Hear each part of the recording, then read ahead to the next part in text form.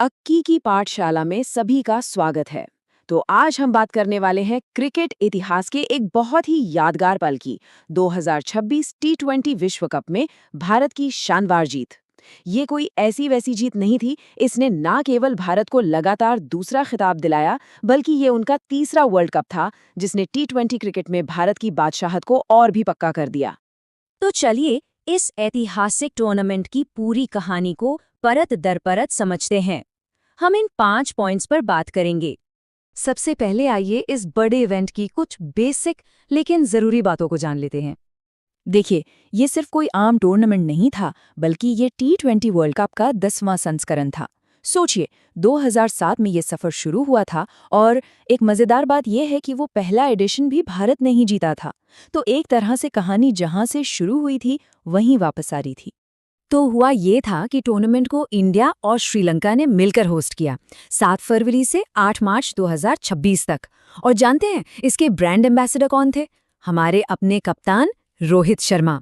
और इसका जो ऑफिशियल थीम सॉन्ग था ना, फील द थ्रिल, सच में उसने माहौल बना दिया था। इस बार कुल 20 टीमों ने हिस्सा लिया था और 55 मैच खेले गए।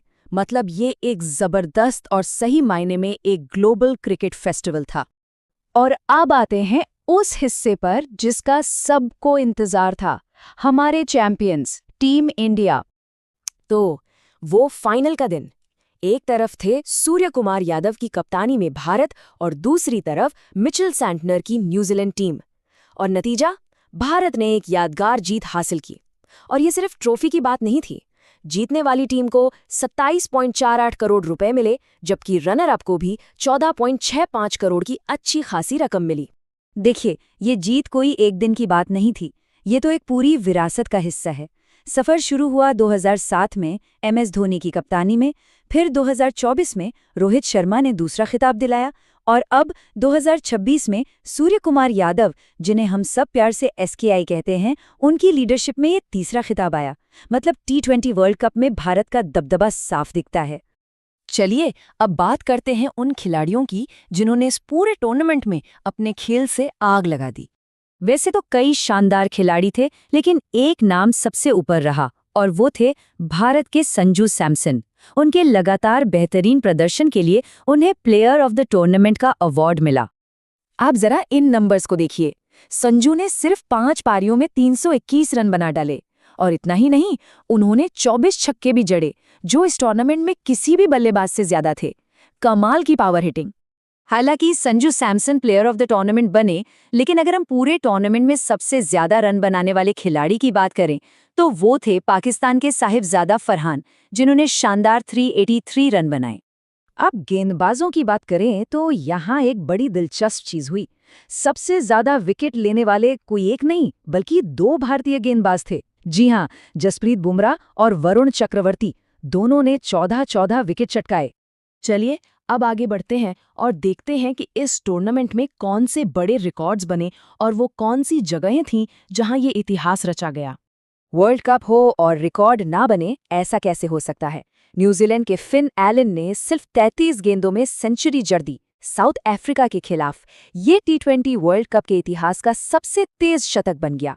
गेंदबाजी में भी एक बड़ा कारनामा हुआ। इस टूर्नामेंट की पहली हैट्रिक ली वेस्टइंडीज के रोमारियो शेफर्ड ने। एक ऐसा पल जो हमेशा याद रखा जाएगा। और ये सब हुआ इन शानदार मैदानों पर। फाइनल खेला गया अहमदाबाद के विशाल नरेंद्र मोदी स्टेडियम में। ओपनिंग सेरेमनी हुई मुंबई के ऐतिहासिक वानखेड़े स्टेडियम में, और टूर्नामेंट का पहला मैच कोलंबो में पाकिस्तान और नीदरलैंड के बीच खेला गया। तो 2026 तो हो गया, अब टी20 वर्ल्ड कप का भविष्य क्या है?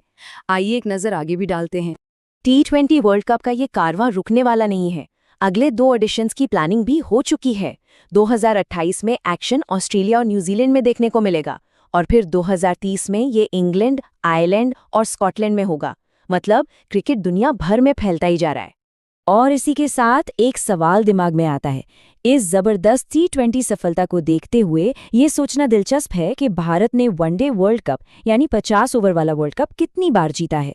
ये सवाल हमें भारतीय क्रिकेट की पूरी तस्वीर दिखाता है।